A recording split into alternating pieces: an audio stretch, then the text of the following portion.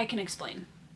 So we went on vacation a couple weeks ago, and I always make an exception on book buying bans for vacations because we're going to bookstores that I might not have the opportunity to be at again ever or for a long time. And so I did get some really, really cool books while we were out on vacation in South Dakota. We went to a lot of different places. We toured a gold mine, we went to Mount Rushmore, we went to the Crazy Horse Memorial, we saw so many things, you guys, and it was so much fun. And I had a reawakening of my historical fiction obsession while we were on vacation, and a good majority of this book haul is going to showcase that. The first book that I had to pick up this month was A Rescue in Vizen from the 8th Chance series by my friends Christopher Warman and Elon Marche. They are a delightful married couple that have been writing indie fantasy together for the last few years, and their first book, Seasons of Albadone, from this series, is one that I absolutely loved. I still talk about it all the time, and I read it probably 3 or 4 years ago. Absolutely love it. And this is book 3, finally came out earlier this year, and I'm really, really excited to have a copy of it, and I need to get to book 2. They signed it for me and left me a really sweet note, and I'm just very excited to add this to my shelves. After that, I was graciously sent a review copy of My Father's Land by A.C. Wilson. This is book 1 of his Gwambi tetralogy, and this is a book that is probably not something I would have picked up on my own because YA fantasy is something that I am incredibly picky about. However, it came with a strong recommendation from my friend Sam over on the channel iSamwise, and he said that he absolutely loved this series, and it was the series that a friend of his had written, and that he thought it was really excellent. And so I was graciously sent the first book in the series by the author, and I'm really excited to check this out. I've really been feeling kind of shorter fantasy books recently because I've been reading so much epic, which I love, don't get me wrong, but it's really nice to just have a nice bingeable like YA or short fantasy read every once in a while, and based on Sam's recommendation, I am looking forward to having a great experience with this book. The next book that I picked up is The Crimes of Rooker Flynn by A.R. Witham. This is the first book in a trilogy. And the last book, I think, just came out maybe a couple weeks ago, if I'm remembering correctly. Everybody's books are coming out all the time, and it's so hard to keep track. But this is a book that I've been hearing amazing things about this trilogy, you guys. And if I get to it, hopefully soon, this would be my first read by A.R. Witham. And I've participated in a couple of readathons in his Discord in the past, and I'm just really looking forward to checking out this kind of piratey, academic-esque fantasy. I honestly don't know that much about it intentionally because I'm excited to see what A.R. Witham has built in this, because a couple of my closest booktube friends are obsessed with this trilogy. So I'm looking forward to checking it out for myself and seeing how good it is. I am going to be in a fantasy and sci-fi anthology with 21 other authors. The Kickstarter is launching November 3rd. In this anthology, there are 22 amazing stories circled around the theme of honor, and I was lucky enough to get asked to be one of those authors. And you guys, there are so many beautiful depictions of honor in this anthology with so many talented authors. I cannot wait. The Kickstarter goes live officially on November 3rd, and I will put a link down in my description box so that you guys can go to the notification page and be notified when the Kickstarter goes live, because I'm telling you what, these are beautiful editions with some beautiful stories inside.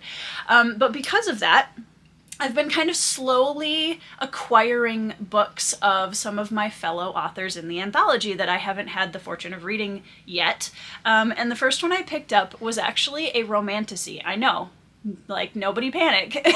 And this was a book that I think had somewhat recently come out, and I wanted to give it a shot because I am definitely willing to try some fantasy romances by authors that I know and appreciate. So I'm really looking forward to checking out Heist of Hearts in the near future. And I have to say, you guys, For just the regular paperback, this is absolutely beautiful. Look at the interior of this book. It is really stunning on the inside, and I always appreciate when authors go that little extra mile to do something beautiful with the inside of their book. I'm pretty sure that this is book 1 in a series. I'm gonna have to double check that, but I'm really looking forward to reading it and just checking out the work of some of my fellow anthology authors. All right, let's get to the next stack of books. These are books that I didn't purchase on vacation. They've just been books that I've been acquiring over the last couple of months, most of which I've actually been purchasing with Pango Books money that I'm earning from selling my unhauled books. So that's always a nice problem to have when you're able to just put that unhaul money back into new books and kind of perpetuate the vicious cycle. The first 2 volumes are Erased, Volume 1 and 2 by Kei Sanbei, who is the mangaka behind Island in a Puddle. I read the first volume of that this last month and really enjoyed it, and I'm looking forward to continuing.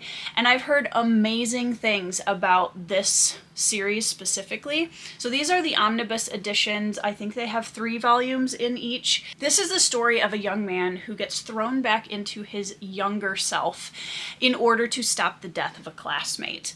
And that synopsis alone had me hooked immediately, and after seeing kind of the themes and the style that he uses in Island in a Puddle, I was very eager to pick up more of his work. So I have volumes 1 and 2, the omnibus editions, and I got these for an absolutely steal of a price on Pango Books, so big thank you to the seller. And yeah, I'm really excited to read more by this author, even though I've only read a single volume by him so far, but the synopsis of this one really spoke to me and sounded really interesting. And it's also intriguing to me that in Island in a Puddle we also have a like body swap trope where a young man gets thrown into the body of a young boy and vice versa, and they kind of have to figure out how to live in each other's worlds. Despite the fact that they are incredibly different. One of them is a school kid who is being neglected by his mother, like left alone to care for his sister, and the young man is a underworld criminal. And yeah, it's a very interesting premise so far, but I like his storytelling style enough that I definitely want to try Erased by him as well. Next up, this was definitely the most impulse buy of the entire group, but I'm not sorry about it. I'm going to show you the Heaven Tree trilogy by Edith Pargeter, I think is her last name. I might be pronouncing that incorrectly. This is a historical fantasy romance trilogy that I saw Janny Wirtz talking about on Twitter a while ago. Was it Twitter? I think it was Twitter. And I don't know, the way that she was talking about it, it was just a quick mention, and I was like, that sounds interesting, and it's kind of something different than what I usually read. And I found the trilogy of these absolutely adorable, super worn-in mass market paperbacks. They're really soft, they're really easy to read, for a steal of a price, I think on eBay. And look at how beautiful they are. I absolutely love the covers on these, and I love to find mass market paperbacks that are incredibly easy to read. So yeah, I got the trilogy, and I have no idea what to expect. I don't know that much about it, other than the fact that it is a historical fantasy romance. And I liked the covers, and Janny Wirtz recommended them, and I thought, you know what? I'm gonna add that to my TBR. And oh look, there's a really cheap set of the 3 of them that I can just grab and read soon. So anyways, that was my next purchase. Then comes one that is gonna potentially be a spooky season read. I'm not entirely sure yet, but this one has been highly recommended to me by a couple of people that I know in my Discord, and that is All the Colors of the Dark by Chris Whitaker. I did read a Chris Whitaker book earlier this year, I want to say maybe in March, and I had a middling experience with it, but everything I've heard about this book of his makes me think that I'm going to have a way better experience of it. There's a young boy who's poor and he's from the wrong side of town, and he becomes a local hero after saving someone else. However, not everything is as it seems, and that decision actually begins costing him more than it gives him. And I just thought it sounds really interesting. I've heard that the kind of found family aspects of this book are really strong. And I want to give Chris Whitaker one more shot because I didn't have a bad experience with his first book. I just think I'm going to like this one a lot better. And of course, I'm the type of person who really enjoys buying more than one book from the same seller, especially on Pango Books, just to combine shipping. It's the excuse I give myself all the time. And I found that the same seller had Shelterwood by Lisa Wingate. Now, Lisa Wingate is the author of a book called Before We Were Yours that I absolutely loved, 5 stars all day. And she's a historical fiction author who delves into some of the more secretive or hidden tragedies of our country's history in different eras that we don't often hear about. This is a split timeline book that takes place, I think, between 1909 and then another timeline in 1990. And they are, in 1990, investigating the missing children's case from 1909 that they're finally discovering some evidence for.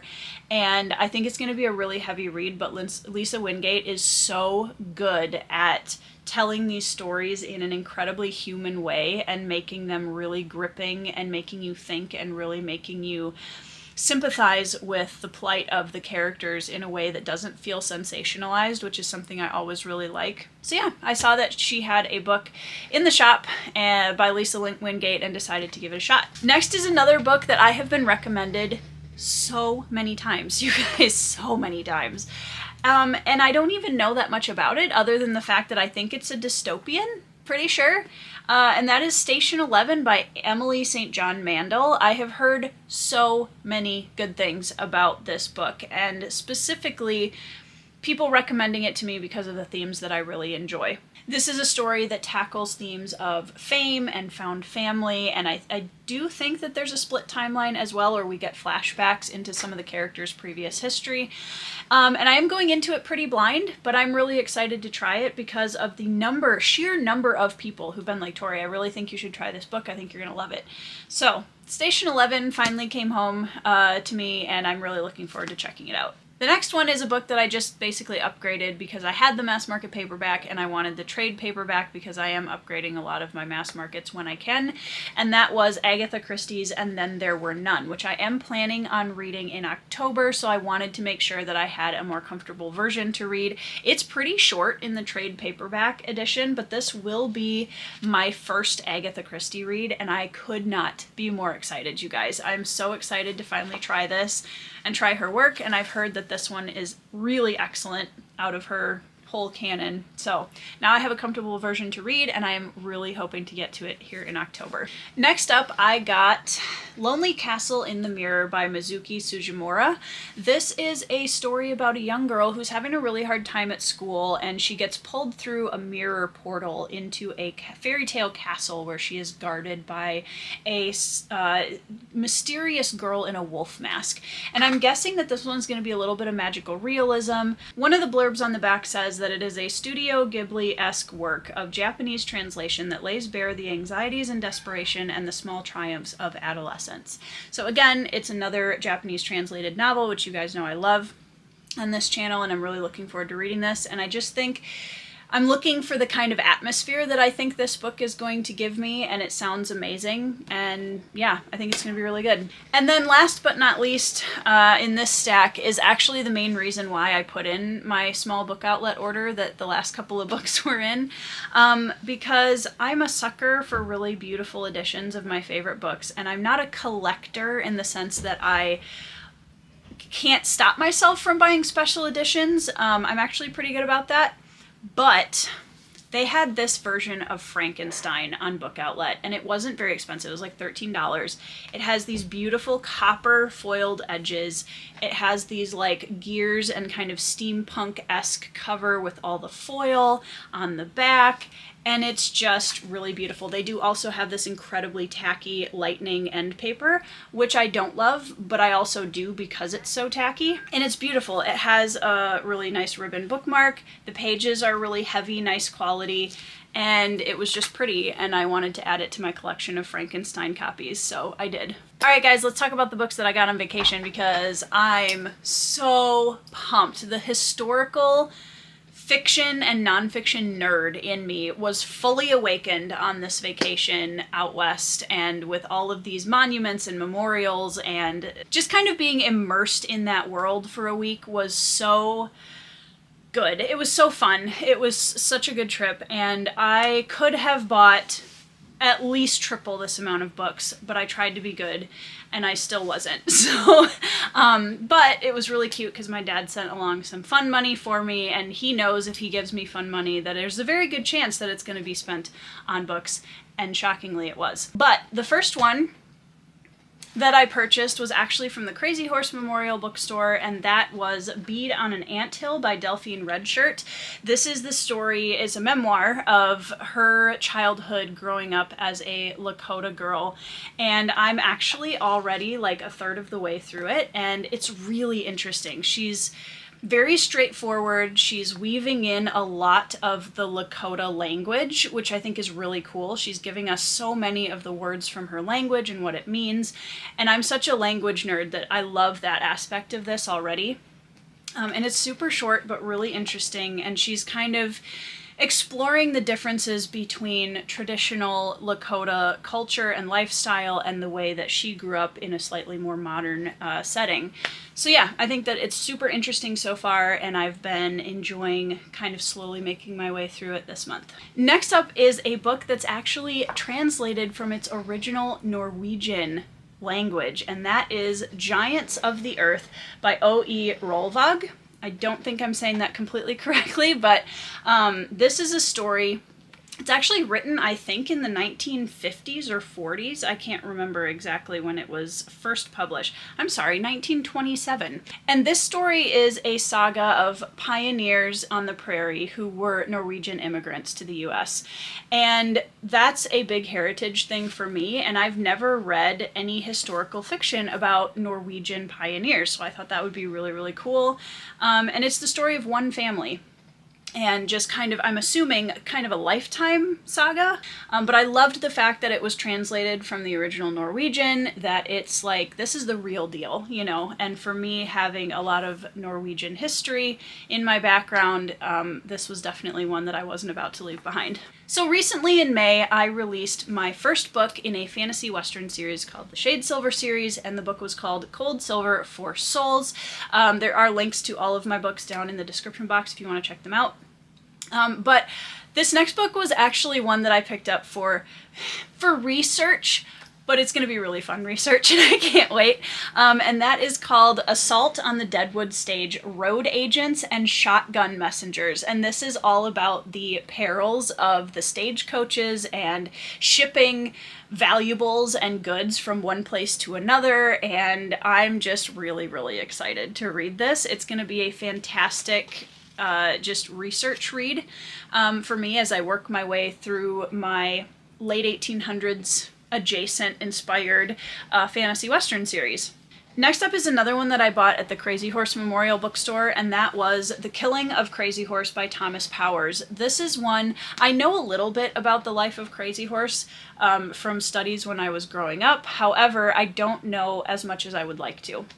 And this one was one that kind of encapsulates, from what I understand, his background, the context of everything that was going on in that era, and the movement that Crazy Horse was kind of a leader in, and his struggle against the U.S. government and all of that stuff, and up to the end of his life, and potentially some of the aftermath. The book kind of pieces together the story around his death and why it happened, and looks at all of the evidence and kind of fills in some of the gaps, I think.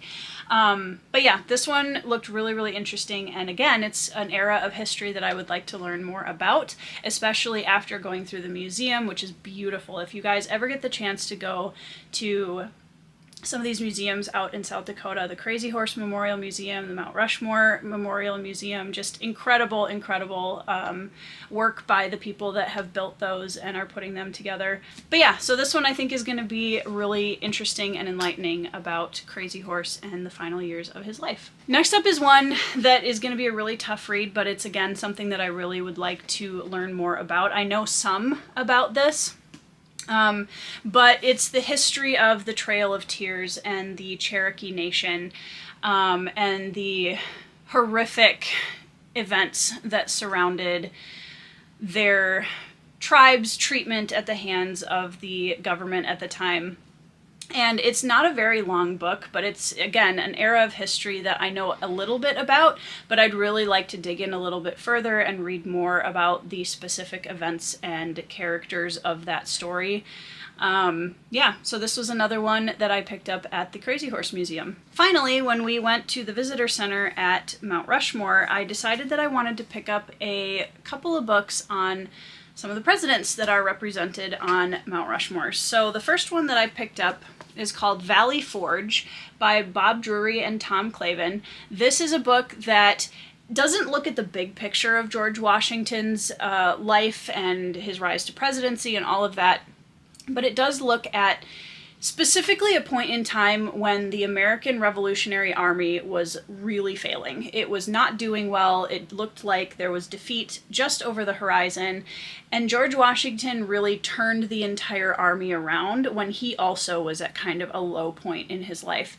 And this book specifically deals with that transition and shows how George Washington kind of revamped the army and gave it new life, and Valley Forge, I'm assuming, being at the center of it. So this one's going to be super interesting, and I like that it's not trying to cover the entirety of George Washington's life, because I always find those kind of books and biographies very overwhelming.